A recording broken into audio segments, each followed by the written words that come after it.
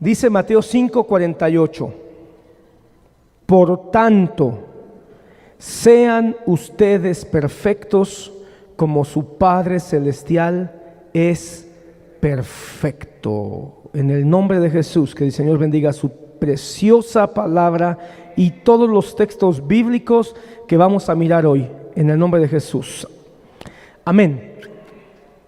Por tanto, ese por tanto, hermano, nos habla que está llegando a una conclusión. Nos habla ya que está llegando a una conclusión primaria a todo lo que ya ha dicho.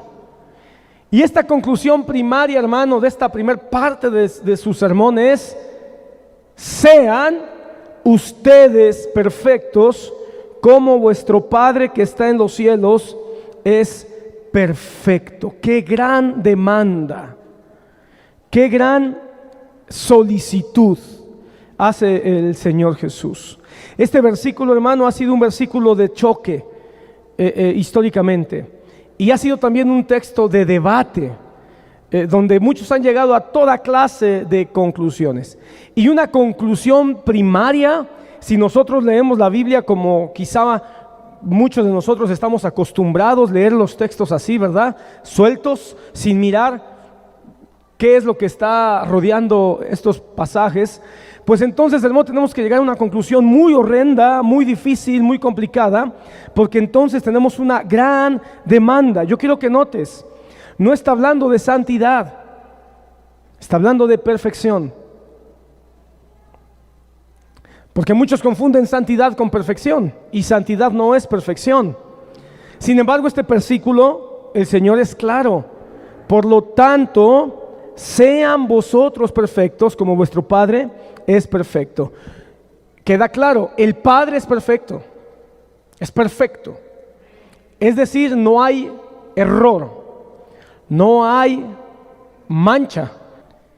Y el Señor dice: así como el Padre es perfecto, vosotros sean perfectos. Comenzó hablando de la ley, y al final de esta primera parte dice: sean perfectos. ¿Sabes tú que la palabra dice que la ley es perfecta? Entonces, hermano, hay una perfecta conexión entre la ley y la naturaleza de Dios, porque el Padre es el que dio la ley. Por lo tanto, si el Padre es perfecto, entonces la ley es perfecta. O si la ley es perfecta, es porque Dios dio la ley. Ahora entendemos un poco más, espero, por qué Jesucristo dice: yo no vine a abolir la ley, sino a cumplirla. La ley, la Torá, el Tanaj, el Antiguo Testamento, pues, es perfecta. Sin embargo, no fue escrita ni nos fue dada para salvación del hombre. Es perfecta, pero no fue dada para salvación del hombre. Eso lo dejamos establecido la semana pasada. Nunca fue su razón de ser de la ley. La razón de ser de la ley fue guiarnos a Jesucristo, fue llevarnos a la gracia. Pablo lo dice de manera magistral en el libro de Romanos: mostrarnos cómo el pecado está en nosotros y ayudarnos para entender que no podemos si Dios no hace algo al respecto. Y ahora Jesucristo, hermano, va a entrar a una parte donde nos va a decir: de esto se trata la ley. Entonces, la ley, su propósito no es salvarnos, su propósito es guiarnos a Jesús. Pero ¿qué te parece? La ley nos guía a Jesús, y ahora Jesucristo nos guía a la ley. ¿Estás aquí? Tan nos guía a la ley que ahora va a empezar a hablar de lo más profundo de la ley. Eso es lo que vamos a empezar a mirar ahora. La ley nos lleva a Jesucristo. Ahora Jesucristo nos va a llevar a la ley. Va a dedicar el resto del capítulo 5, hermano, para llevarnos de la mano por un recorrido express, rapidísimo, a la ley. El propósito de Jesús no va a ser llevarnos a los 10 mandamientos de manera precisa, ni llevarnos a los más de ¿cuántos? 690 y tantos mandamientos que están escritos en Levíticos y en Deuteronomio. No va a ser eso. Va a ser algo más práctico. Nos va a llevar al corazón de la ley. Nos va a llevar a lo oculto de la ley. Nos va a llevar al origen, a la matriz de la ley. Va a abrir la puerta, hermano, y sin tener que llevarnos en todos los textos que ya le dio a Moisés y que valdría la pena conocerlos, pero con esta llave, hermano, va a abrir la puerta y nos va a decir: les quiero mostrar de dónde nace todos los 10 mandamientos, de dónde surgen todos estos más de 600 preceptos y mandamientos y designios del Señor. Entonces, ya quedó claro, la ley no tenía como propósito salvar. La ley no tenía como objetivo librarnos del pecado. Al contrario, nos lo agranda, nos lo aclara. Entonces nos lleva a Cristo y ahora a través de ella el Señor quiere mostrarnos su voluntad santificadora. Lo vas a entender ahora.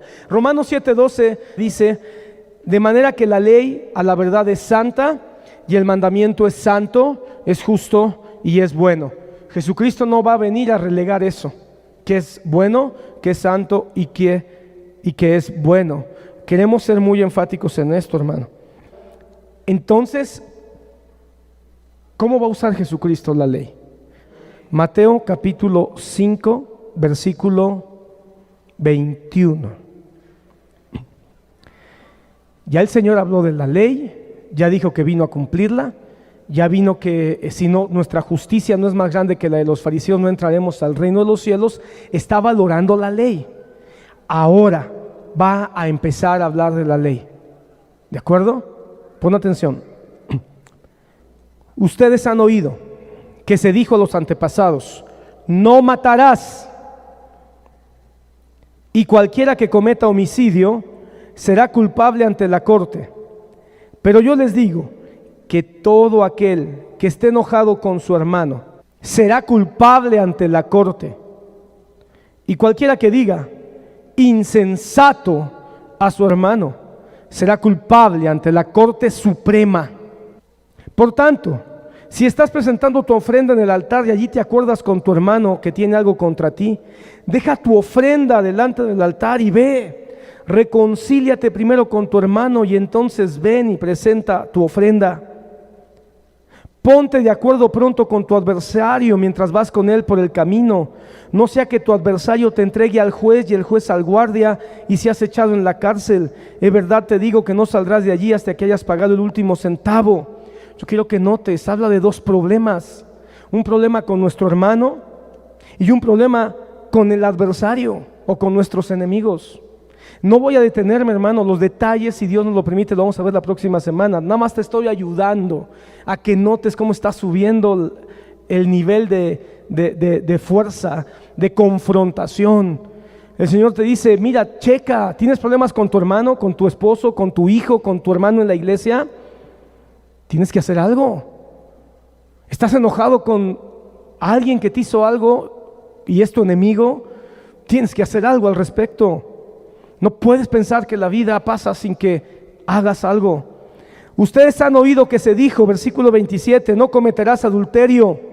Pero yo les digo que el que mire a una mujer para codiciarla, ya cometió adulterio en su corazón. Si tu ojo derecho te hace pecar, arráncalo y tíralo, porque te es mejor que se pierda uno de tus miembros y no que todo tu cuerpo sea arrojado al infierno. Ahora yo me pregunto, ¿cuántos cuando ven a una mujer y la desean, nada más la desean con el ojo derecho? Lo digo, hermano, porque muchos dicen, bueno, es que el mundo estaría lleno de tuertos. No, el mundo estaría ciego, hermano, si esto se aplicara de una manera radical. También se dijo, cualquiera que repudie a su mujer, que le dé carta de divorcio. Yo quiero que mires cómo el Señor conecta el adulterio con el divorcio. ¿Cómo lo conecta? Pero hay una conexión directa. Todo divorcio que hay lleva implícito un adulterio detrás. Pero yo les digo que todo el que se divorcia de su mujer, a no ser por causa de infidelidad, la hace cometer adulterio. Y cualquiera que se casa con una mujer divorciada comete adulterio. ¿Sabes que este es un versículo que poco se enseña en las iglesias en las últimas, 30 o 40 años? Porque en los últimos 30 o 40 años el divorcio se ha tolerado, incluso hasta se ha fomentado en muchas congregaciones. Es por eso dije que era un versículo, era un pasaje que va a incomodarnos, hermano. Yo lo advertí. El primero habla del enojo. ¿Cuántos se siguen enojando? Si tú no te enojas, ignora el primer pasaje que acabo de leer. El segundo pasaje habla del matrimonio. ¿Y cuántos no tienen problemas matrimoniales? Si tú no tienes ninguna clase de problema matrimonial, ignóralo.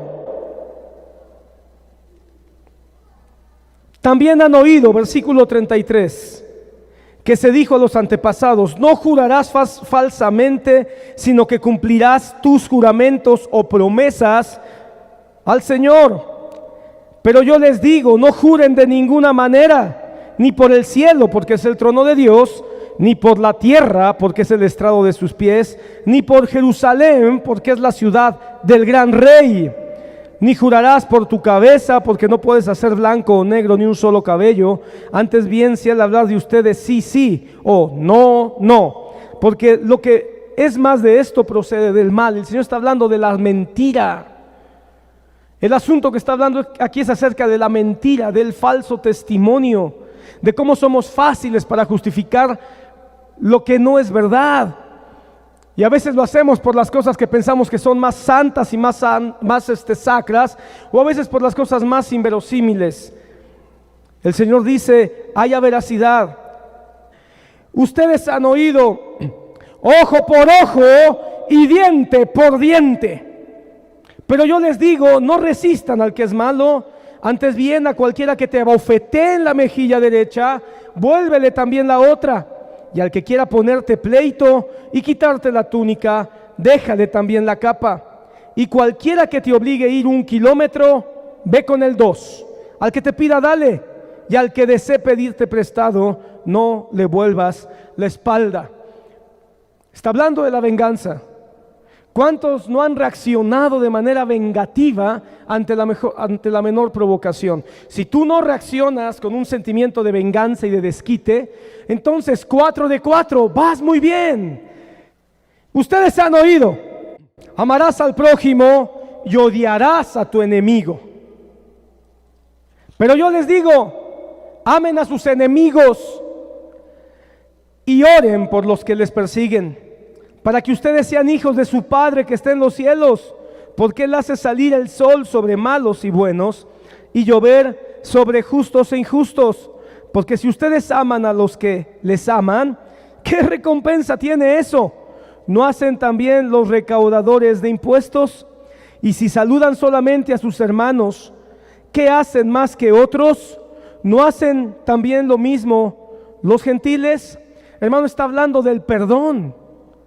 Por último, el último ejemplo que toca va a hablar del perdón, va a hablar de la empatía. Fíjate que me llamó la atención, dice: si saludan solamente a sus hermanos, ¿qué hacen más que otros?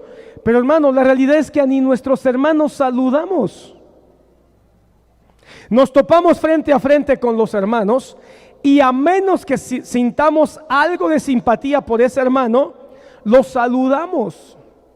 Pero si nos encontramos, yo voy al baño y de salida del baño me encuentro con alguien que simplemente porque se viste diferente a mí, no siento mucha simpatía, entonces no lo saludo. Pues creo que estamos hasta peor que los incrédulos, porque los incrédulos saludan a sus hermanos, pero nosotros los cristianos a veces ni a nuestros hermanos saludamos.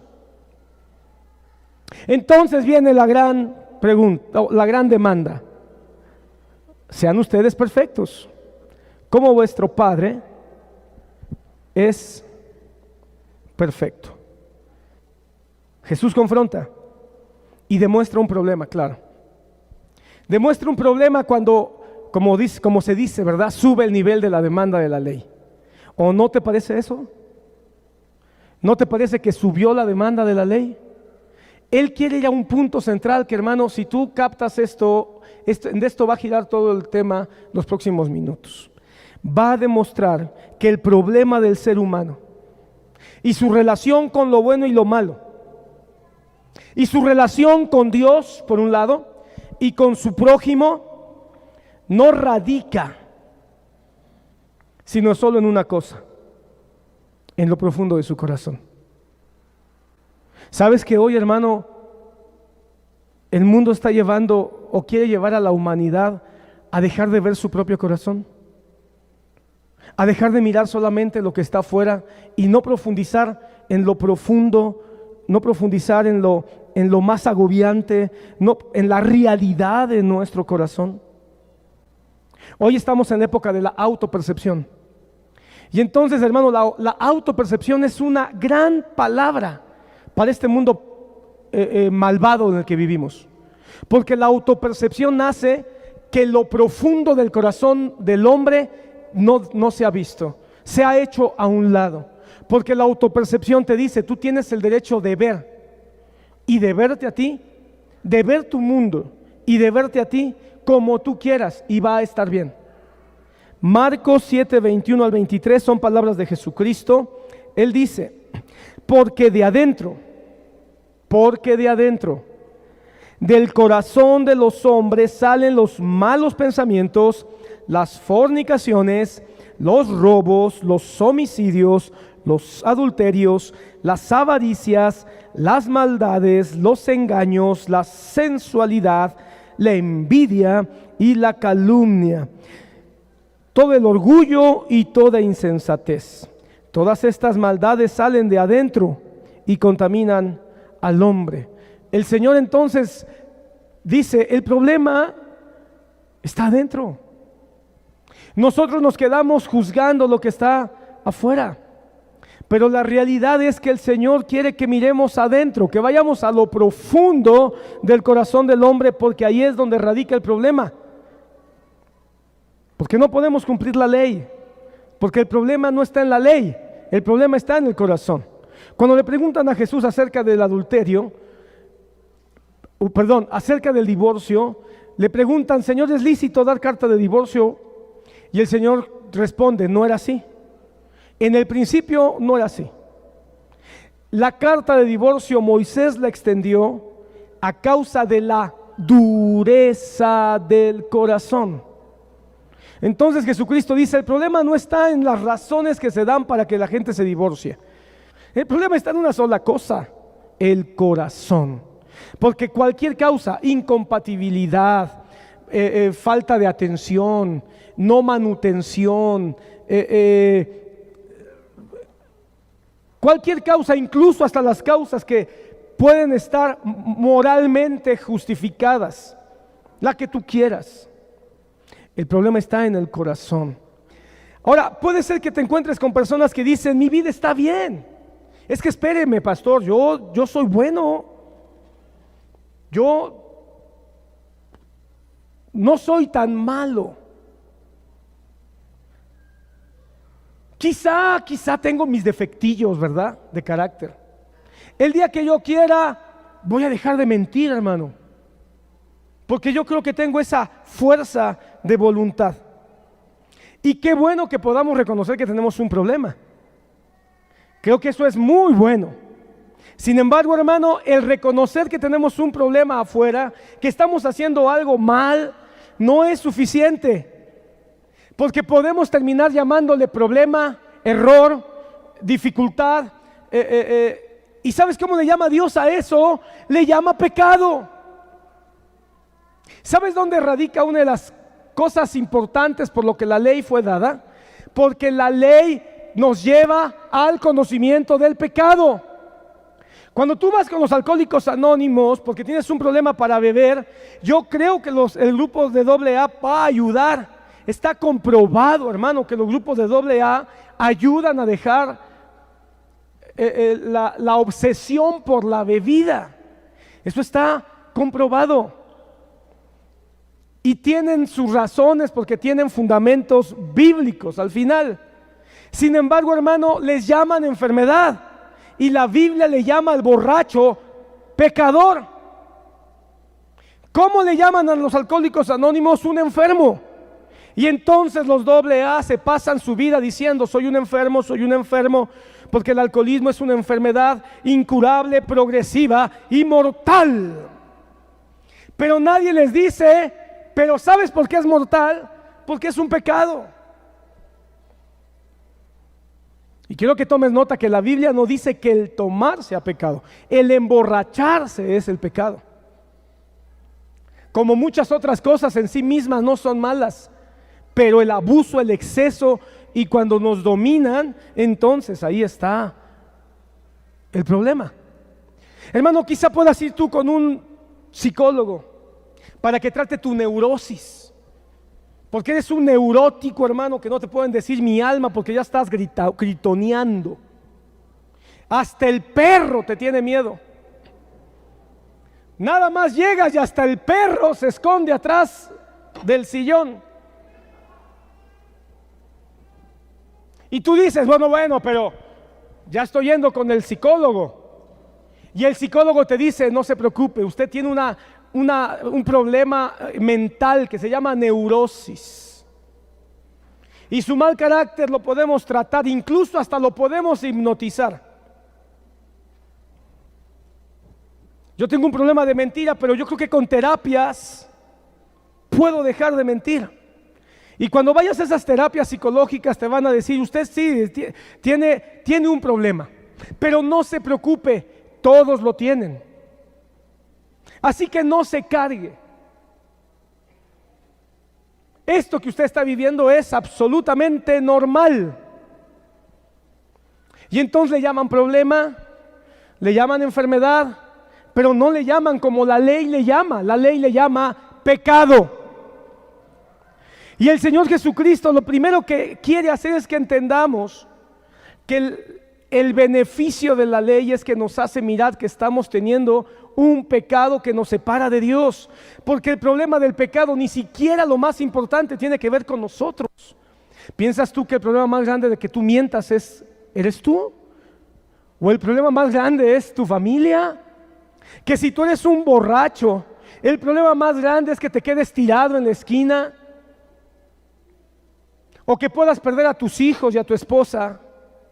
¿Piensas acaso que el problema más grande de que tú seas una persona enojona, iracunda, es que alejes a los que te rodean a causa de tu mal genio? No, hermano, el problema más grande es que estás en pecado, que estamos en pecado, y que eso nos aleja de Dios. Y nuestra relación con Dios se va a hacer, si no conocemos a Jesús, se va a hacer imposible. Y si ya conocemos al Señor, se va a hacer complicada. Porque el pecado, hermano, es como una brea espesa, es como un aceite espeso que oscurece, que dificulta y que eventualmente mata. Es como esos derrames de petróleo, hermano, que ocurren en el mar, que hacen espesa el agua y que los aleja a los peces, a la vida, aleja de ese lugar donde está esa mancha negra de aceite o de petróleo. Pero que aquellos que caen dentro de esa gran mancha de petróleo van a terminar eventualmente no pudiendo respirar y van a terminar muertos. Entonces el pecado es como una grasa que nos envuelve y que nos separa de Dios y que eventualmente no vamos a poder respirar más. Estoy hablando en términos del espíritu, de la vida espiritual, y nos va primero a alejar de Dios y después nos va a llevar al infierno. Entonces, hermano, el Señor Jesucristo quiere llevarnos ese entendimiento que el problema no está en el problema está en el corazón. Es decir, el problema en sí, Él está hablando, básicamente está hablando de algunos pecados, ¿verdad? De los 10 mandamientos, está hablando de algunos aquí. Pero Él quiere enfatizar el asunto que realmente nos debería de preocupar, está en el corazón. El problema se llama pecado. Dice la palabra, Jeremías capítulo 17, versículo 9 al 10. Dice la palabra: engañoso es el corazón, más que todas las cosas, y perverso. Engañoso es el corazón, más que todas las cosas. Pero hermano, se me hace muy importante que nos aprendamos este versículo completo, porque lo siguiente, hermano, le hace subir el tono de problema al corazón humano. Perverso. ¿Quién lo conocerá? Yo, Jehová, que escudriño la mente, que pruebo el corazón, para dar a cada uno según su camino y según el fruto de sus obras. ¿Quién lo conocerá? La respuesta es: yo, Jehová. Yo sí lo conozco. Para eso vino Jesucristo, para que a través de Él entendiéramos el espíritu de la ley, pudiéramos ser llevados al pecado y entonces poder entender lo malo y perverso de nuestro corazón. Entonces, hermano, llegamos a una primera conclusión: el problema que tenemos no es externo. Ese es lo que Jesucristo quiere enseñar. Tú no tienes un problema afuera, porque, hermano, todos decían: yo no mato a nadie, yo no digo mentiras, yo le soy fiel a mi esposa, yo amo a mis hermanos, a mis amigos, los cuido, los procuro. Y el Señor dice: es que este es el asunto. Nada más ves afuera. No puedes controlar lo que está adentro. Controlas lo que está afuera, porque somos buenos actores. Somos buenos histriones. Sabemos representar bien una buena vida. Sabemos representar bien un matrimonio sin problemas. Sabemos representar bien a un cristiano piadoso. Lo hacemos muy bien. Pero entonces, quizá pensemos que podemos controlar nosotros algunas cosas externas, pero ¿estás controlando lo interno? ¿Sabes qué decía el doctor Otoniel Ríos Paredes? Nosotros somos, de manera verdadera, quienes somos cuando nadie nos ve. El Señor quiere eso, que aun cuando nadie nos ve, podamos saber claramente quiénes somos, qué tenemos y qué necesitamos. Lo que el Señor anhela es que tengamos en nuestra vida el anhelo de limpiar el deseo malvado de nuestro corazón. Si no limpiamos el deseo malvado de nuestro corazón, aunque hagamos cosas afuera, hermano, aunque nos congreguemos, cuando venimos a Cristo, viene con nosotros la convicción de que tenemos graves problemas adentro. Si tú vienes a la conversión, si tú piensas que eres un cristiano convertido y no te has dado cuenta que tienes problemas adentro, yo reevaluaría si realmente eres cristiano. Porque si tú has venido a la iglesia, al evangelio, y tú sigues tratando con las cosas de afuera y piensas que acomodando las cosas de afuera es todo lo que tú tienes que hacer, estás en un problema. Es decir, pues nada más voy a la iglesia, canto, levanto las manos, danzo, me aprendo unos cuantos versículos y con eso ya soy cristiano. No, hermano. Pero cuando hay una convicción de que tengo un problema y empieza la batalla, cuando venimos a la vida cristiana y comenzamos a tener una vida de lucha, ¿sabes que el cristiano es un hombre o una mujer que toda su vida está en lucha? Que toda su vida está en batalla. Toda su vida. Y la peor batalla que tiene el cristiano, hermano, es la batalla de adentro. Porque adentro, hermano, es donde Satanás nos habla, donde los demonios nos seducen. La batalla de adentro es donde nuestra propia carne, hermano, se manifiesta. Porque, hermano, nosotros somos nuevas criaturas en Cristo Jesús. Pero la nueva criatura todavía no ha alcanzado la madurez. Y nuestra vieja naturaleza todavía está ahí. Es lo que dice Pablo en capítulo 7 y 8 de Romanos. Nuestra vieja naturaleza, que Pablo le llama carne, todavía está ahí. Entonces está esa batalla que el propio apóstol Pablo dice, que no saben que el espíritu y la carne combaten a fin de que no hagan lo que ustedes quieren. Esa batalla Pablo la entiende. Y tú y yo, hermano, hoy deberíamos de entenderla y de alguna manera sentirnos hasta cierto punto consolados. Porque si tú estás en esa batalla, entonces, hermano, creo que puedes estar certero de que tú estás en el camino correcto. Pablo lo entendía de manera perfecta. Romanos 7, versículo 19, dice: porque no hago el bien que quiero, sino el mal que no quiero, eso hago. Y si hago lo que no quiero, ya no lo hago yo, sino el pecado que mora en mí. Pablo, hermanos, está consciente de esta lucha, está consciente de esta batalla y aflige su alma ante esta realidad. Hermano, todos los que venimos a Cristo tenemos que ver esta realidad tan profunda de nuestra naturaleza pecaminosa. Esa es la corrupción interna de nuestra naturaleza que todavía está dentro de nosotros. Ahora, aún más como creyentes, no debemos olvidar esta verdad, esta batalla, esta lucha interna, para que no terminemos diluyendo el pecado y acostumbrarnos a esta naturaleza caída. Lo peor, hermano, que podemos hacer es no entender que estamos en una lucha. La palabra dice: no ignoremos las acechanzas del diablo. No podemos ignorar esta lucha constante. Jesucristo de alguna manera nos está llevando a que miremos esta lucha. Esta confrontación que el Señor hace es: miren su corazón. A ver, vamos, entendamos.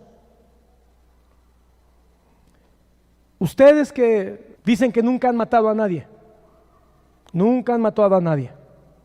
Ok, de acuerdo. ¿Piensas que eso te hace una buena persona? Ok, está bien, nunca has matado a nadie. Pero veamos tu corazón. Nunca has matado a nadie, pero ¿cuántos has deseado matar? Y a los que has deseado matar y no puedes porque la ley de los hombres, sabes que si tú matas a alguien te van a meter a la cárcel. No matas porque quizá la ley de los hombres te limita, o quizá tu posición ante las demás personas, el qué dirán. No matas porque quizá eso haga que pierdas tu trabajo, o no matas porque quizá eso le sea un mal ejemplo a tus hijos. No lo haces por eso. Hay unas ciertas cosas que te limitan y después terminas engañado diciendo: soy buena persona porque nunca he matado. ¿Ves el punto? Jesús nos lleva y nos dice: ve adentro. No te justifiques por lo que hablas o haces afuera. Romanos 7, 22, 25 dice: porque según el hombre interior me deleito en la ley de Dios, pero veo otra ley en mis miembros que se revela contra la ley de mi mente y que me lleva cautivo a la ley del pecado que está en mis miembros. Miserable de mí, ¿quién me librará de este cuerpo de muerte? Pero doy gracias a Dios por Jesucristo mi Señor, que yo con la mente sirvo a la ley de Dios, con la mente sirvo a la ley de Dios, mas con la carne a la ley del pecado. Pablo está claro, está consciente de que tiene dos fuerzas y que esa lucha está ahí. Así que, hermano, hoy en vez de hacernos los fuertes, hacemos los que todo lo podemos. En vez de hacernos que no tenemos ningún problema y que todo está bien en nosotros, vengamos hoy delante de Dios y digamos como Pablo: sí, yo también, con mi mente sirvo a Dios. Yo sé que yo amo a Dios. Yo sé que tuve un encuentro con mi Señor. Yo sé que Dios es una parte, no es una parte, es la parte más importante de mi vida. Y con mi mente yo anhelo ser siempre fiel. Pero también como Pablo tengo otra ley, la ley de mis miembros, la ley de mi carne, la ley de mi vieja naturaleza. Y si yo puedo reconocer que estoy en esta batalla, tengo ventaja, porque entonces voy a hacer algo al respecto. Este es el asunto, hermano, importante. No desviarnos con el pensamiento humanista de soy una buena persona, yo no soy malo. Dios enviaría al infierno a cualquier persona mala, pero no a alguien que hace cosas buenas. Hermano, es una voz humanista el pensar que todas las personas son buenas. ¿Sabes tú que hay iglesias que hoy están enseñando algo totalmente contrario a la Biblia y están predicando todos somos buenos? Cuando la Biblia dice no, todos somos malos. El principio bíblico es todos somos malos. Ay, es que ese muchacho es tan bueno, nada más le falta tener a Cristo, pues le falta todo. Y cuando nosotros decimos es un muchacho bueno, es que no le vemos lo profundo de su corazón, si no terminaríamos vomitando. Si tú pudieras ver lo profundo de mi corazón, terminarías vomitando, hermano. Y si yo viera el tuyo también. La gente vive así. En las iglesias hoy quieren vivir así, vivir bajo una falsa ilusión de que soy bueno, no le hago nada daño a nadie. Hay quien dice, por eso yo no necesito la iglesia. Yo no necesito la iglesia, porque soy bueno. Bienaventurados aquellos que saben que la iglesia es para los malos, para los enfermos, para los necesitados. Quizá alguien se vea como el ciudadano número uno, se vea como alguien que controla todas las áreas de su vida por fuera, pero Jesucristo dijo, por dentro somos huesos de muertos. Mateo 23:25 dice, Jesucristo hablando a los escribas y fariseos de todos los tiempos: ay de vosotros, escribas y fariseos hipócritas, porque limpiáis el exterior del vaso y del plato, pero por dentro están llenos de robo y desenfreno. Mira, los que pensaban, los que decían, yo nunca he robado. ¿Cómo? Yo nunca he robado. El Señor viene y dice, están llenos de robo. Los que dicen, yo he vivido una vida piadosa, una vida equilibrada, una vida... Dice el Señor, están llenos de desenfreno. Eso está dentro de su corazón. Limpia primero lo de adentro del vaso y del plato, para que lo de afuera quede limpio. Ay de vosotros, escribas y fariseos hipócritas, porque sois semejantes a sepulcros blanqueados, que por fuera lucen hermosos, pero por dentro están llenos de huesos muertos y de toda inmundicia. El Señor Jesucristo está diciendo en pocas palabras, ya quitémonos las máscaras, ¿vale? Quitémonos las máscaras. Dejémonos ya de estar pensando que la vida debe ser una mascarada, un carnaval, que por cierto ya estamos en carnaval, y que por fuera todos nos vemos bien, simpáticos. No, que se vean nuestras cicatrices, que se vean nuestras taras. Fariseos, quieren ser ustedes aceptados por los hombres con sus disfraces de perfección. Hermano, vengamos a la iglesia y quitémonos las máscaras. ¿Piensas tú acaso que el pastor no tiene problemas? Claro que tiene. ¿Piensas tú que el anciano no tiene dificultades? Claro que las tiene. ¿Piensas tú que el hermano que parece tan pulcro en su conducta no tiene un carácter difícil? Claro que lo tiene. Cada uno en nuestra casa nos vamos a encontrar con alguien que nos diga, ¿y eso que eres cristiano? ¿Y eso que tienes tantos años en la iglesia?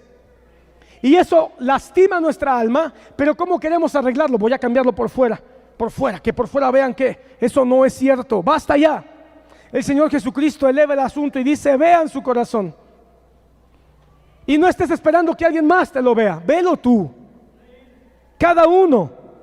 Por eso entonces viene el Señor y nos dice, ve, conoce el poder de la ley interna, porque la ley fue hecha no para afuera, la ley fue hecha para lo profundo del corazón. El punto central entonces del capítulo 5, vamos al capítulo 5 de Mateo otra vez, es el siguiente, velo, versículo 21.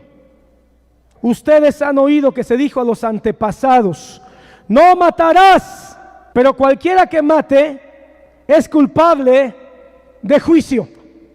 Entonces, hermano, queda claro, aun cuando estén enojados con alguien, o si sienten resentimiento hacia alguien en su corazón, o si tienen algo en contra de alguien, están en pecado.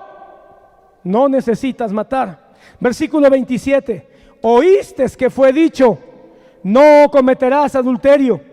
Pero yo os digo, cualquiera que mire a una mujer para codiciarla, ya adulteró con ella en el corazón. Por lo tanto, el problema no está en que te metas a una cama con una que no es tu esposa. El problema está en tu codicia. Y la codicia es el último mandamiento, ¿verdad? Y cuando tú codicias y no puedes cumplir el último mandamiento, ya no cumpliste todos los demás. Versículo 31.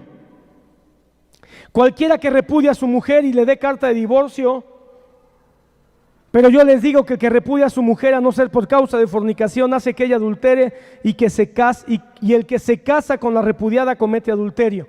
Lo que está diciendo, si tú te divorcias y solo te divorciaste por casarte con el otro que te estaba coqueteando en tu oficina, ya estás en adulterio. Aunque tú digas, me casé bien. Cuando yo me casé, yo ya no estaba viviendo con aquel, pero tú te divorciaste porque ya estabas coqueteando con aquel. Aunque digas, me casé bien, estás en adulterio. Es lo que está diciendo el Señor. Ve tu corazón. Podrás engañar a tus papás, a tus hijos, a tu marido, a tu esposa, al pastor, pero Dios ve tu corazón. Y media vez no veas tu corazón, estás en pecado. Versículo 33. Habéis oído que fue dicho por los antiguos, no perjurarás o no jurarás, sino cumplirás al Señor tus juramentos. Pero yo digo, no jures de ninguna manera. Ojalá mejor practicaras la veracidad en vez del juramento. Es lo que está diciendo. Que tu sí sea sí, tu no sea no. Ojalá mejor practicaras la veracidad en vez del juramento, en vez de la promesa. Versículo 38. Ustedes han oído que se dijo ojo por ojo y diente por diente, pero yo les digo, no resistan al que es malo. Al que abofetee la mejilla derecha, vuélvele también la otra. Cuando tú usas la Biblia para provocar o para respaldar la venganza, bajo ningún término la venganza es positiva, ni siquiera deseándola en tu corazón. Porque hermano, alguien dirá, no pastor, yo no practico el ojo por ojo, diente por diente. Nada más cuando le va mal al que me hizo mal, me da una alegría. Tú no provocaste la venganza, pero te regocijas cuando ves caído a tu adversario. Y entonces ahí tú hasta citas la Biblia. Pues la Biblia dice, ¿no? Ojo por ojo. Aunque usted no diga amén, en esencia, Jesucristo está diciendo, no hagan nada de esto en lo absoluto. No vivan así el entendimiento de la ley. En otras palabras, se había desarrollado una religión basada en lo exterior, en lo que se hacía por fuera. Hermano, eso es un peligro, ha sido un peligro a lo largo de toda la historia. Cuando basamos el buen cristianismo solamente en las cosas que se logran ver, o que se logran medir, o que se logran valorar de manera externa. Jesucristo, en pocas palabras, lo que estaba diciendo es, el problema con ustedes que ya me escucharon las bienaventuranzas, que ya escucharon la importancia de ser sal y luz, que ya escucharon la esencia de la ley, que la ley es para mostrar a Cristo y no para dar salvación. El problema es que ustedes no matan por fuera, pero están matando por dentro. El problema con ustedes es que no cometen adulterio por fuera, pero están adulterando por dentro. El problema con ustedes es que no buscan venganza por su propia mano, pero dentro de ustedes están buscando que haya o que les pase algo malo a aquellos. El problema entonces está al interior de ustedes. Lo más miserable de ustedes está dentro. Y ustedes siguen pensando que el asunto está en maquillarnos, en perfumarnos. ¿Hasta cuándo van a ver hacia el interior de su corazón y van a llorar por la clase de pecados, de basura que hay dentro de ustedes? ¿Hasta cuándo vas a llorar por lo que realmente está ocurriendo dentro de tu corazón? Jesucristo tuvo que decir una palabra muy dura y muy incómoda. Entonces el Señor Jesucristo estaba claro que ese era un momento, hermano, tensísimo. Cuando empezó diciendo, bienaventurados todos, aleluya, qué hermoso, amén, sí, soy bienaventurados. No se preocupen, bendición de Dios cuando lloran, bendición de Dios cuando sufren, bendición de Dios cuando son perseguidos. Ay, sí, sí, sí. Ustedes son la sal y la luz, valen mucho, tienen un valor incalculable. Aleluya, sí, sí, sí. Jesucristo vino a cumplir la ley. Él es el que puede hacer que la ley lo salve, aleluyita. Pero hay un problema, son adúlteros, son asesinos, son vengativos. Jesús entonces tenía que llevar a los hombres a esa convicción de pecado. Mostrarles que la ley de Dios es una ley para tocar el interior del hombre y no solo para maquillarnos. Por eso, hermano, me preocupa mucho el movimiento mesiánico dentro de la iglesia.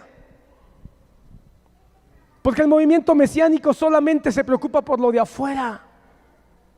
Piensa que volviendo a las prácticas judías, de las kipás, de los tefilís, de todas esas cosas, ya estamos más cerca de Dios. ¡Qué gran engaño! Me preocupan las iglesias extremadamente legalistas, pero también me preocupan las que dicen que no hay que seguir la ley en lo absoluto. El Señor emplea para que lo podamos entender y para que sepamos cómo lograrlo, porque la gran pregunta es ¿cómo lo hago? ¿Cómo puedo yo lograr eso? Acompáñame al Evangelio de Mateo, versículo 19, por favor. Entonces vino uno y le dijo: Maestro bueno, ¿qué bien haré para tener la vida eterna? ¿Qué bien haré? ¿Será que hay cristianos que todavía piensan que tienen que hacer algo bueno para que puedan ser aceptos delante de Dios? Oh, sí. Todavía hay un montón de iglesias que dicen Cristo es nuestro Salvador, pero siguen viviendo pensando que hagan o puedan hacer algo bueno para ser salvos. Él dijo: ¿por qué me llamas bueno? Ninguno hay bueno. Ninguno hay bueno, sino solo uno. ¿Quién? Dios. ¿Sabes que hay algunos que dicen, miren, ni siquiera Jesús era bueno? Ni siquiera Jesús era bueno. Porque Jesús mismo, los testigos de Jehová dicen eso. Ya ven, ni Jesús era bueno. Porque Él dice, solo hay uno. ¿Quién? Dios. Ah, pero cuando vamos a Colosenses, entendemos claro. Porque en Jesucristo habita la plenitud de la deidad. Entonces, cuando Jesucristo dice, solo hay uno bueno, Dios, lo que está diciendo es, yo soy Dios, yo soy bueno. Entonces, ¿por qué dice no me llames bueno? Porque el Señor quiere darle una enseñanza. ¿Sabes por qué le llama maestro bueno? Porque Él pensaba que era bueno. Entonces el Señor le dice, no te confundas, no vengas con tu bondad por delante. Y el Señor dice, es un problema que vengas ya pensando que eres bueno. Ninguno hay bueno, sino solo uno, Dios. Más, vayamos al punto, si quieres entrar en la vida, guarda los mandamientos. Guarda los mandamientos. Entonces, una vez más, Jesucristo dice, no vine a abolir la ley, vine a cumplirla. Guarda los mandamientos. Los mandamientos te van a enseñar. ¿Por qué los mandamientos van a ayudarnos a conocer la vida eterna? Porque los mandamientos, los salmos y los profetas hablan de Cristo. A ver, vamos otra vez, porque esto es de varias semanas, hermano, ya deberíamos de tenerlo. Los mandamientos, la ley, los salmos y los profetas hablan de ¿quién? De Cristo. Entonces lo que está diciendo es, si tú miras los mandamientos con la mente correcta, con el espíritu correcto, vas a encontrar al Mesías, y el Mesías es el que te va a llevar a la vida eterna. Pero él, hermano, que no entendía, porque estaba muy hecho en este pensamiento de la ley solamente externa, le dice al Señor, ¿cuáles? Mira, ¿cuáles? Todavía le pregunta, ¿cuáles? Y Jesús le dice, quiero que notes que le va a repetir los mismos de Mateo 5, los mismos, nota. No matarás, no adulterarás, no robarás, no dirás falso testimonio, y agrega de una vez para que quede claro, honrarás a tu padre y a tu madre, y amarás a tu prójimo como a ti mismo, que es como una especie de resumen, ¿verdad? Amarás a tu prójimo como a ti mismo. Y el joven le dice, todo eso he guardado desde mi juventud. Hasta como que lo escucho, todo eso lo he guardado desde mi juventud. ¿Qué más me falta? Jesús le dijo, si quieres ser perfecto, Ah, ya le subió el nivel. Ah, tú dices que cumples toda la ley. Entonces es perfecto. Eres perfecto. Si quieres ser perfecto, ¿recuerdas, hermano, que así comenzamos el mensaje del día de hoy? Vosotros pues sean perfectos como vuestro Padre es perfecto. Esa misma expresión se la dice a este hombre. Si quieres ser perfecto, vaya pues, vende lo que tienes, dalo a los pobres y tendrás tesoros en el cielo, y luego ven y sígueme. Oyendo el joven esta palabra, se fue triste porque tenía muchas posesiones. ¿Qué fue lo que hizo Jesús? Entró a su corazón. Entró a su corazón y le tuvo que demostrar que vivía engañado. Entonces Jesús dijo: me doy cuenta que tienes un problema, el problema de la humanidad y el problema de muchos creyentes que solo miran el exterior. Ahora voy a entrar a tu corazón. Vamos a hacer una operación a corazón abierto y vamos a entrar al punto central. Y tú tienes ídolos. Y Dios no es lo primero en tu vida. Porque mira, hermano, Jesucristo le recita los 5 mandamientos, la segunda parte de los mandamientos, que tiene que ver con el prójimo. Pero cuando le entra al corazón, dice: ok, vamos a entrar a los que no revisamos. Porque el primer mandamiento es: no tendrás dioses ajenos delante de mí. El segundo es: no te harás ídolos ni te postrarás ante ellos. El tercero es: no tendrás el nombre de Jesús en vano. ¿Verdad que sí? Y el cuarto es: la fiesta principal de tu vida y el descanso más grande de tu corazón debe ser el Señor. Ok, revisémoslos. Y los revisa en una sola frase: ve y vende todo lo que tienes. Y entonces en esa sola frase le demostró, número 1, que Dios no era su número 1. Número 2, que él tenía ídolos, el dinero, Mamón era su ídolo. Número 3, que él no descansaba en la provisión sobrenatural de Dios. Su fiesta era su seguridad financiera. En una sola frase le hizo pedazos su bondad, su pulcritud, su rectitud. Una sola frase que entró a lo profundo del corazón. Notemos entonces, Jesucristo apela a la ley para hablar de la vida eterna. ¿Por qué? Porque la ley salva, porque nos lleva a Jesús. ¿Estamos de acuerdo con eso? Pero después Jesucristo nos lleva a mostrar nuestra incapacidad de poder cumplir la ley. Eso es lo que Jesús hizo en Mateo 5. Fue elevando el asunto para mostrar nuestra terrible incapacidad de poder cumplir la ley. Jesucristo declaró, este pasaje tú te lo sabes. Jesucristo declaró: ama al Señor tu Dios con todo tu corazón, con toda tu alma, con toda tu mente y con todas tus fuerzas. Citando Deuteronomio 6, ¿estamos de acuerdo? Y después agrega: y ama a tu prójimo como a ti mismo. ¿Eso es fácil, hermano? ¿Sabes que Jesucristo dijo que en eso se resume toda la ley y los profetas? Todo el Antiguo Testamento se resume en: amarás al Señor tu Dios con toda tu alma, con todo tu corazón, con toda tu mente y con todas tus fuerzas, y a tu prójimo como a ti mismo. Todo el Antiguo Testamento está ahí resumido. ¿Se oye fácil? Sí, se oye bien fácil. ¿Es algo externo? En lo absoluto. ¿Cuántas veces no hemos oído y hemos escuchado: amarás al Señor tu Dios con toda tu alma, con todo tu corazón, con toda tu mente y con todas tus fuerzas? Deuteronomio, dicho sea de paso, solo dice 3 cosas: amarás al Señor tu Dios con todo tu corazón, y no dice con todo, dice de todo. De todo. Habría que estudiar a profundidad por qué dice de y no con. De todo tu corazón, con toda tu alma y con todas tus fuerzas. Solo 3 cosas. Jesús dice 4. No me voy a detener aquí, tengo yo mis teorías acerca de por qué. Pero más allá de eso, hermano, ¿son cosas externas? No. El corazón no puede ser algo externo, el alma no es algo externo, la mente no es algo externo y las fuerzas no es algo externo. Todo es interno, todo viene de adentro. Entonces, ¿cómo podemos pensar que cuando yo hago cosas afuera y que me siento orgulloso y me siento justificado porque hago cosas afuera, estoy amando a Dique quede claro, no estoy diciendo que no hay que hacer cosas afuera, porque las cosas de afuera deben estar motivadas por lo de adentro. Sin embargo, sí se pueden falsear las cosas de afuera sin que adentro sea genuino. Es el oro de los tontos, hermano. El oro de los tontos brilla por fuera, pero por dentro es un mineral miserable. Pero el oro genuino, hermano, por dentro tiene valor, por dentro es maleable, por dentro es un agente para transmitir electricidad y por fuera brilla. El Señor no quiere que vivamos con oro de los tontos. Quiere que seamos oro verdadero. No quiere que seamos un oro donde digamos, pero por fuera estoy brillando. Quiere que seamos oro genuino. Todo lo que hagamos, dice el Señor, tiene que radiar el amor de Dios.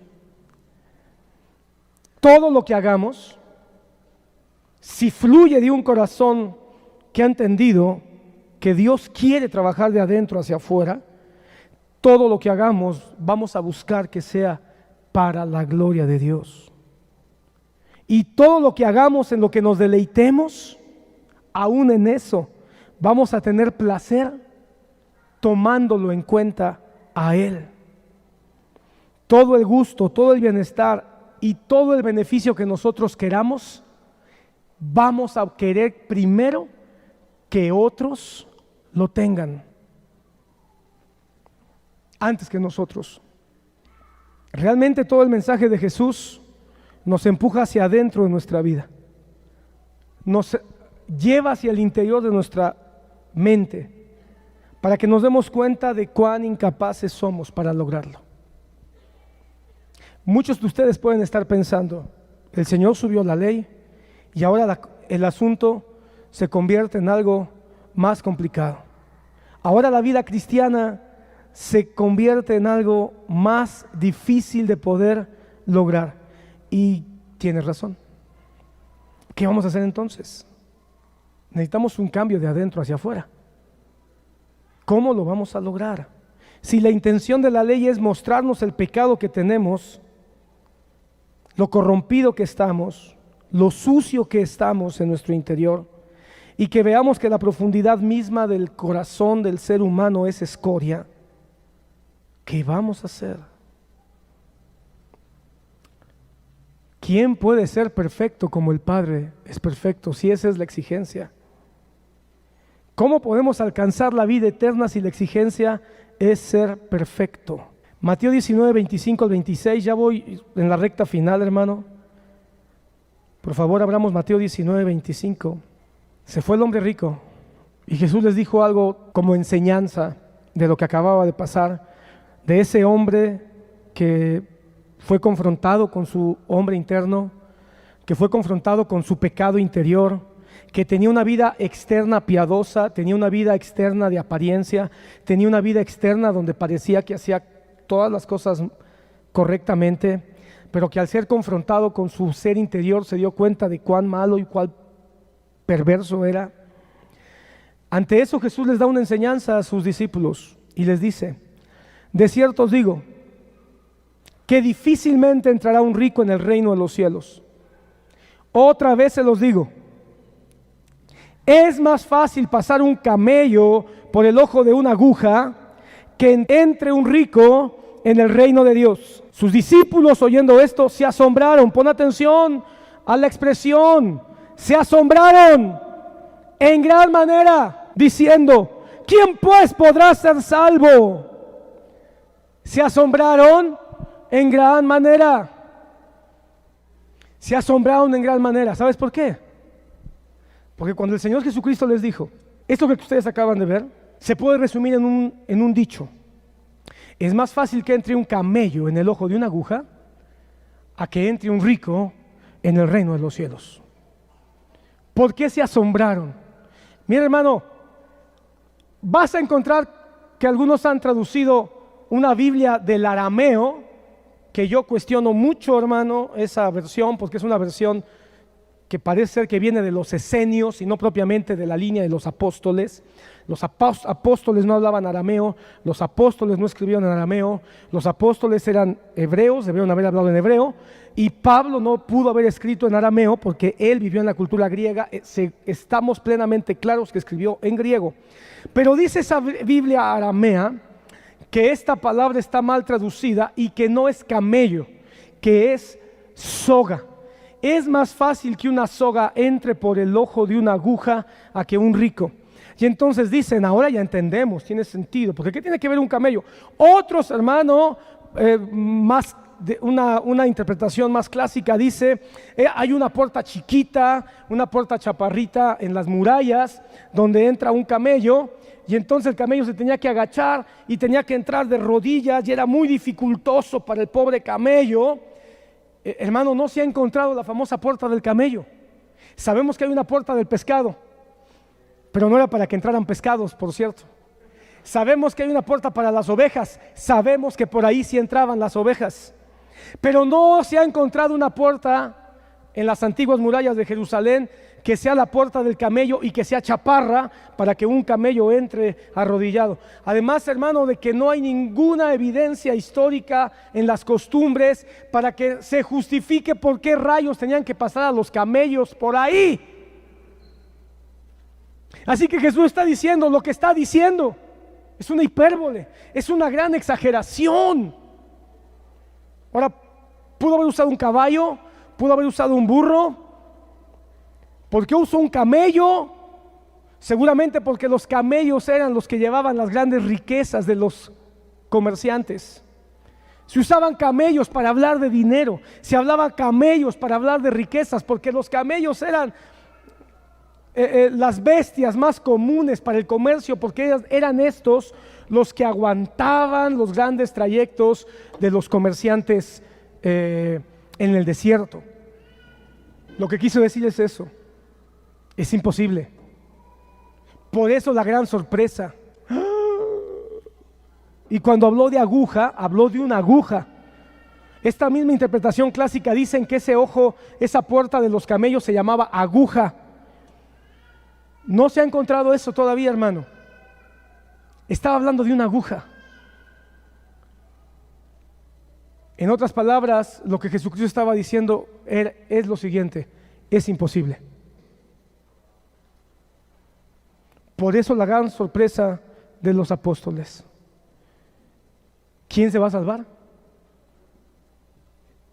La expresión de los apóstoles es muy correcta. ¿Quién se va a salvar? Si así es la comparación, ahora, ¿por qué? Jesús está hablando de los ricos, pero cuando el Señor dice es más fácil que un camello a que un rico, los apóstoles se evaluaron a ellos mismos y dijeron, pero también yo tengo codicia, pero también yo tengo avaricia. Entonces, aunque yo no sea tan rico como el que se acaba de ir triste, yo también tengo codicia, avaricia. Yo no estoy exento. Por lo tanto, el pecado interno de mi corazón me imposibilita. ¿Quién puede ser salvo? ¿Qué haremos entonces? No podemos hacer nada. Eso es lo más terrible del asunto que estamos tratando. No podemos hacer nada ni siquiera para cumplir la ley interna. Seamos muy francos. Somos cristianos, tenemos a Cristo, nos ha salvado, con todo nuestro corazón hemos creído en Él. Y todavía esta clase de vida no la estamos cumpliendo a nivel interno. No hay ser humano que pueda lograr cambiar su corazón. No hay ser humano que pueda tener la actitud correcta, plena y perfecta para poder cumplir el espíritu moral de la ley. Somos buenos para cumplir la ley externa, hacer ritos, hacer protocolos. Hermano, no pienses que lo que hacemos a principio de año es para comprar algo a Dios, lo que hacemos del culto de acción de gracias. Porque traigo una ofrenda especial al principio de año, ya soy más salvo, voy a tener menos problemas. No, de ninguna manera, no nos vendamos a los ritos. Las cosas externas no sirven, pero te tengo una noticia. A nivel interno no podemos hacer nada. ¿Quién puede ser bueno para no ver a una mujer y no codiciar? ¿Quién puede ser bueno para no desear dañar a alguien y no ofenderlo? ¿Quién puede ser bueno para nunca mentir? ¿Quién puede ser lo suficientemente bueno para lograrlo? No podemos cumplir la ley interna. Bendito sea el Espíritu Santo. Porque entonces, hermano, leí ese último versículo de la historia del joven, el versículo 26. Y mirándolos Jesús a sus discípulos asombrados, con las quijadas hasta el suelo, con los ojos desorbitados, mirándoles les dijo: para los hombres esto es imposible, mas para Dios todo es posible.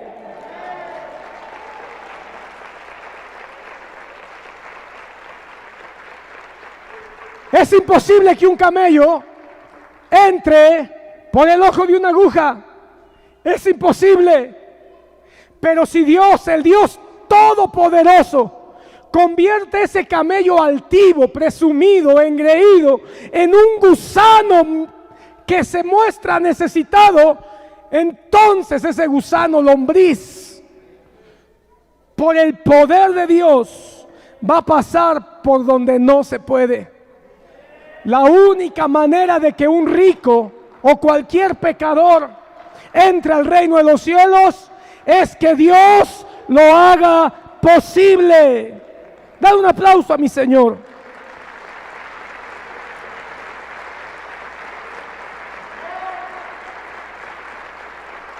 Sed pues perfectos como vuestro Padre es perfecto.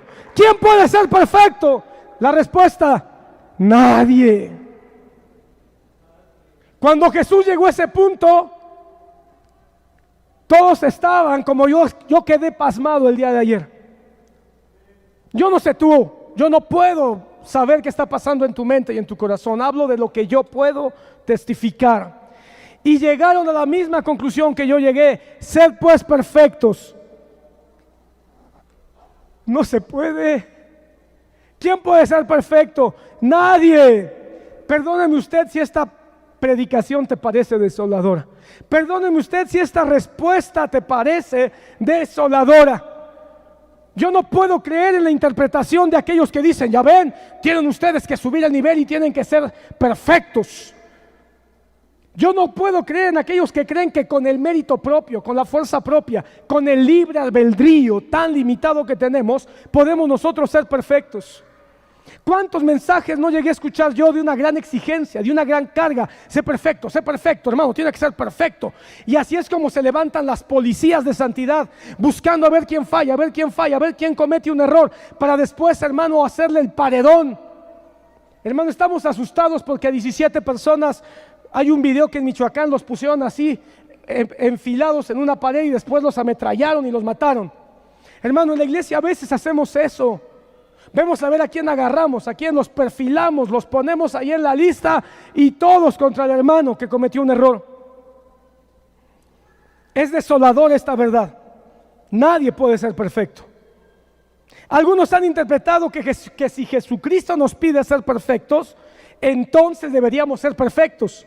Y toda nuestra fuerza y toda la razón para estudiar la Biblia, y toda la razón para leer, para orar, para congregarnos, para diezmar, para ofrendar, para servir a la iglesia, es para lograr ser perfectos, y terminamos frustrados, decepcionados. Nos pasamos la vida sirviendo en Ujieres, con los niños, con los adultos, dando clases, limpiando baños, cuidando carros, y pensamos: ya soy un poco más perfecto. Oh, decepción. Pasan los años y nos damos cuenta que sigue esa misma batalla de la carne contra nuestra propia alma. No sabemos la Biblia, nos aprendemos los versículos, tenemos doctrina, hermano, y pasan los años y oh, decepción, nos damos cuenta que seguimos teniendo esta carne que todavía nos lacera. La historia de la Biblia, la historia de la iglesia nos demuestra todo lo contrario. Nadie puede. Dime uno fuera de Jesús en la Biblia que lo haya logrado. Desde Moisés, el apóstol del Antiguo Testamento, Daniel, hermano, que casi raya en lo perfecto. ¿Sabes cuál fue el gran problema de Daniel? Su depresión y su desesperación. Se deprimía porque no sabía el futuro. David, pasemos por todos, pasemos lista. ¿Por qué la galería de la fe se llama, o le llaman ahora ¿cómo le llaman? El Museo de los Héroes de la Fe? ¿Porque fueron perfectos? No, porque tuvieron fe. ¿Y en dónde estaba basada su fe? En la promesa. ¿En cuál promesa? En la promesa del Mesías. Así que, hermano, los héroes de la fe no son héroes porque no fallaron, están ahí porque tuvieron fe en el Cristo que tú y yo tenemos hoy día. Cuando Cristo dice, si ustedes se enojan y le dicen estúpido a su prójimo, ya son ríos de muerte. Cuando tú ves a una mujer y la deseas, ya adulteraste. Cuando tú juras por cualquier cosa en vez de que seas veraz, ya mentiste. Cuando tú, aunque con tu propia mano no haces justicia, pero buscas el mal o que le ocurra lo malo a otro, ya pecaste. Y cuando tú, en vez de perdonar a los que te ofenden, solo ves por el bien de los que te aman, estás en un problema. Y termina diciendo, sean perfectos como vuestro Padre es perfecto. Lo que el Señor está diciendo es que está elevando, simple y sencillamente, está elevando el llamado de la ley ante el cumplimiento de la gracia. ¿Se entiende bien? Está diciendo, la ley es mucho más complicada de lo que tu mente religiosa dice, pero tú no puedes hacer nada. Necesitas entonces que sea elevado a tu conciencia el poder de la gracia, del regalo de Dios. Cristo fija entonces un estándar inalcanzable en todo lo que ya ha dicho hasta ese momento. Jesucristo está diciendo que nos sobrepasa la demanda de la ley. Hermano amado, ¿por qué Isaías dijo? Cuando vio la gloria de Dios, ¿por qué dijo? Soy hombre muerto, mis labios son inmundos. ¿Por qué Moisés, cuando se acercó a la zarza, cayó como muerto? Porque se les abrió su corazón y se dieron cuenta que no pueden. Cristo fija un estándar inalcanzable. Santiago 2:10 dice, escucha, porque cualquiera que guardare toda la ley, pero falla en un punto, se hace culpable de toda la ley. Sería mejor continuar solo con ritos, hermano, a venir a un evangelio que nos mete a lo profundo del corazón de la ley y nos muestra la porquería que hay en nuestra mente y en nuestro corazón. Y aunque tenemos 10, 15, 20, 50 o 100 años en el evangelio, esa suciedad todavía no se ha limpiado por completo. Pero hay algo aquí, hermano, que cuando vemos que no se ha limpiado por completo, yo tengo que llegar a una conclusión. El día de hoy todavía necesito a Jesús. Y eso me alienta. Yo no puedo, pero tú sí. Yo no tengo lo que se necesita, pero tú sí, Señor. Por eso escucha esto, hermano. Tenemos urgencia de Jesús. Lo vuelvo a repetir. Tenemos urgencia de Jesús. Romanos 8, 3, 4 dice, porque lo que era imposible para la ley, por cuanto era débil en la carne, Dios, enviando a su Hijo en semejanza de carne de pecado y a causa del pecado, condenó al pecado en la carne, para que la justicia se cumpliese en nosotros, que no andamos conforme a la carne, sino conforme al Espíritu. Porque lo que era imposible para la ley, Jesucristo lo vino a cumplir. La única manera entonces es por medio de Jesucristo. Él lo hizo por nosotros de manera plena y perfecta. Por eso se llama Evangelio, porque son buenas noticias. La buena noticia del Evangelio es que Cristo ya alcanzó esa perfección que yo no puedo alcanzar. Ahora, por medio de Jesucristo puedo acceder al poder de la ley interna, y a través de Jesucristo y de su Espíritu Santo puedo caminar para que esa ley interna sí se pueda cumplir. Porque alguien dirá, entonces no voy a poder cumplirla nunca. Quizás vamos a poder cumplirla, pero siempre en lucha, pero siempre en batalla. Termino, pon atención. Vamos a empezar el capítulo 6, no sé si la próxima semana, quizá en 2 semanas. Pero el capítulo 6, Jesucristo dice, no puedes solo. Necesitas aprender a dar, necesitas aprender a orar, necesitas aprender a perdonar, necesitas aprender a servir. Porque tú no puedes solo. Necesitas una disciplina, una instrucción. Es ahí entonces donde va a tomar sentido por qué oramos, por qué leemos la Biblia, por qué nos congregamos, por qué nos ayudamos los unos a los otros. Va a tomar un sentido diferente, porque el sentido ya no va a ser tengo que hacer esto para ser salvo, para ser bueno. El sentido va a ser tengo que hacer esto para que yo sea fuerte, para que el Espíritu Santo me fortalezca y pueda entonces avanzar en el camino de santidad que Dios me ha llamado. Por lo pronto, amados hermanos, ¿por qué no hoy hacemos algo? Reconozcamos que no podemos cumplir la ley externa, ni siquiera la ley externa. Y si no podemos ni siquiera cumplir la ley externa, entonces tenemos un gran problema con la ley interna. Pero la ley interna tenemos ventaja, porque la ley externa depende solamente de ritos, de poses, de máscaras. Pero la ley interna depende de uno que es más grande, que es más poderoso y que Él sí es bueno.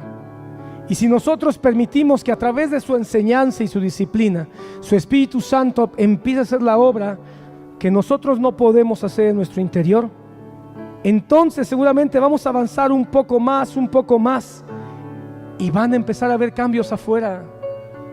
Pero ya no vamos a tener miedo de que nos juzguen, ya no vamos a estar cuidándonos de los demás, de que nos aprueben, de que nos justifiquen, de que nos acepten, porque entonces ese cambio que esté adentro, escucha, aunque no va a ser perfecto, va a ser verdadero.